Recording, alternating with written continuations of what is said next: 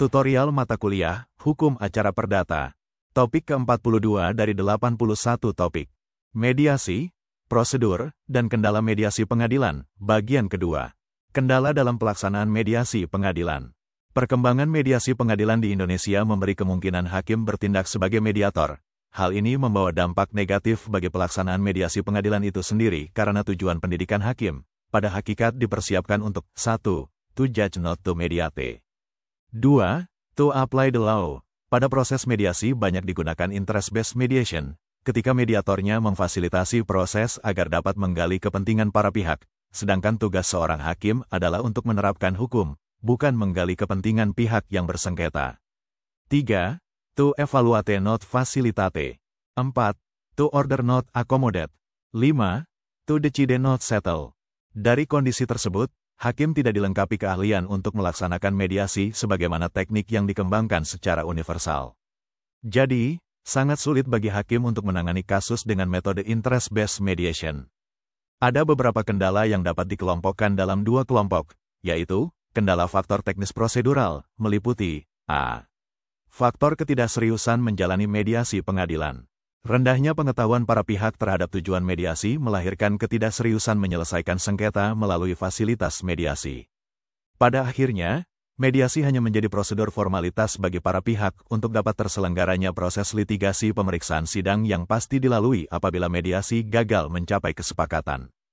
Ketidakseriusan menjalani mediasi pengadilan dapat dikarenakan oleh beberapa hal, misalnya, 1. Niat salah satu pihak semata-mata mengulur-ulur waktu munculnya putusan yang menunjukkan perbuatannya yang bersifat melawan hukum atau wan prestasi yang disadari sebelumnya. 2. Keinginan pihak-pihak untuk memenangkan secara mutlak persengketaan. Hal ini dikenal dengan label sikap posisional. Salah satu atau semua pihak tidak merelakan sedikit konsesi bagi pihak lain yang berhadapan dalam sengketa. Kondisi ini lahir dari banyak alasan, mulai pertimbangan eksistensial sebagai manusia sampai ihwal fisikal kepemilikan. 3. Peran penasihat hukum atau advokat yang cenderung berpola menang kalah memengaruhi pertukaran konsesi yang sulit di antara para pihak yang bersengketa. B. Faktor profesionalitas mediator. Hal ini terkait dengan kepercayaan terhadap mediator dan kemampuan sebagai pihak ketiga yang netral dalam memfasilitasi perundingan. Meskipun mediasi hakikatnya pencapaian kesepakatan di antara para pihak yang bersengketa atau berbeda pendapat perdata, namun posisi fasilitas dari mediator sangat menentukan. Dalam mediasi pengadilan, peran mediator yang seharusnya dirundingkan dengan para pihak sering diabaikan, sehingga kepercayaan para pihak rendah. Hal ini menjadikan mediator menghadapi kesulitan membentuk kredibilitasnya dan melakukan penyesuaian interaksinya terhadap para pihak. Oleh karena itu, mediator dituntut kemampuannya untuk meyakinkan para pihak bahwa perannya tidak memihak. Di samping kemampuan meyakinkan, mediator juga dituntut memiliki kemampuan teknis fasilitasi yang tinggi, seperti kemampuan menjadi pendengar yang aktif. Pendengar yang aktif, yaitu menjadi pendengar dengan pemahaman yang jelas dari perspektif dan posisi para pihak. Penyampaian perspektif para pihak memungkinkan mediator memahami dan menjelaskan sengketa bagi dirinya dan juga dapat menerangkan kepada masing-masing pihak tentang pandangan pihak lain. Kemampuan mendengarkan akan memunculkan kepercayaan dari para pihak bahwa mediator benar-benar memahami dan mendalami persoalan mereka. Diterimanya mediator oleh para pihak akan memudahkannya membangun kekuasaan sebagai mediator. Kekuasaan untuk menciptakan ruang yang aman dalam membangun komunikasi konstruktif. Kemampuan mendorong para pihak melaksanakan perundingan berbasis kepentingan. Kemampuan ini diawali dengan keterampilan inventarisasi persoalan yang menjadi keprihatinan disebabkan kepentingan masing-masing yang dianggap terganggu. Kemampuan memecahkan masalah. Kemampuan ini merupakan hal yang paling esensial karena hakikat mediasi adalah menyelesaikan persengketaan di antara para pihak. Dalam memecahkan masalah, mediator melakukan beberapa langkah penting berupa mengajak para pihak untuk 1. Fokus pada hal-hal positif. 2. Fokus pada persamaan kepentingan dan kebutuhan. 3. Fokus pada penyelesaian masalah untuk masa depan. 4. Memperlunak tuntutan, ancaman, dan penawaran akhir. Serta 5. Mengubah permintaan atau posisi absolut menjadi penyelesaian. Faktor model. Penerimaan kategorisasi secara ketat antara model penyelesaian, atau settlement model kompromise, fasilitasi, atau fasilitatif model, terapeutik, atau therapeutic style, dan evaluatif, atau evaluatif model, telah menimbulkan distorsi mediasi pengadilan pada mode evaluatif. Model mediasi pengadilan lebih berfokus pada model evaluatif. Model ini ditandai beberapa hal, yaitu a. Para pihak datang dan mengharapkan mediator memberikan pemahaman bahwa apabila kasus ini terus berlangsung maka ditentukan antara yang menang dan kalah. B. Lebih berfokus pada hak dan kewajiban. C. Mediator biasanya ahli dalam bidangnya atau ahli dalam bidang hukum karena fokus pendekatan pada hak.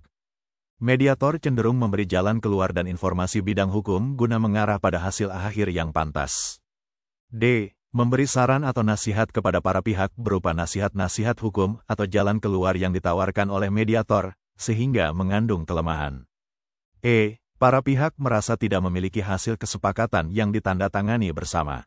Determinasi ini menjadikan mediasi pengadilan kurang lunak. Faktor keterbatasan waktu, prinsip peradilan yang cepat, sederhana, dan biaya ringan memberikan bingkai penyelenggaraan mediasi pengadilan. Artinya, Perma Nomor 1 Tahun 2008 turut didesain dalam keterbatasan waktu. Meskipun pembatasan waktu lazim, namun bukan berarti dalam keterbatasan. Keterbatasan waktu menjadikan tahapan negosiasi dari proses mediasi bergerak cepat di luar proses wajar komunikasi. Tahap informasi, tawar-menawar, pertukaran, atau trade-off, konsesi dan kompromi menjadi sangat instan, bahkan teknik kaukus, atau kaukus, misalnya sering terabaikan. Sehingga tahap perumusan ulang masalah, pemecahan masalah, identifikasi isi, dan persoalan bercampur baur. Faktor moral dan psikologis. Secara moral dan psikologis pihak tergugat merasa malu akibat digugat di pengadilan, sehingga hal tersebut sangat menyinggung perasaan dan harga diri tergugat. Oleh karena itu pihak tergugat sangat sulit untuk memberikan konsesi dalam proses tawar-menawar atau perundingan saat mediasi.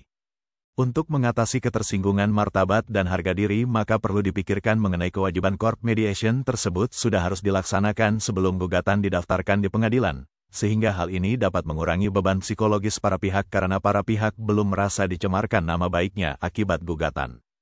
Dari beberapa kendala dalam penerapan mediasi pengadilan di atas, memang sudah selayaknya untuk dilakukan koreksi kritis terhadap eksistensi court mediation court connected mediation atau mediation in court. Sehingga selain perlunya pembenahan secara teknis yuridis, juga perlu dipikirkan kemungkinan model integrasi mediasi yang efektif pada pengadilan sebelum perkara itu berproses, atau dengan lain kata sebelum perkara tersebut resmi diregister di pengadilan, sehingga belum menimbulkan ketersinggungan terhadap para pihak yang sedang bersengketa. Namun mediasi ini tetap merupakan prasyarat sebelum mendaftarkan perkara perdata di pengadilan negeri. Itulah topik ke-42 Hukum Acara Perdata, yang dimaksudkan untuk membantu pemahaman mahasiswa, atau siapa saja yang ingin menambah wawasan. Untuk pemahaman yang lebih baik, putar dan dengarkan video ini berulang-ulang. Subscribe dan like, agar teman-teman mendapatkan update tutorial lainnya. Bagikan juga link video ini, agar teman lain juga mendapatkan manfaat channel ini. Sekian dan terima kasih. Sampai jumpa.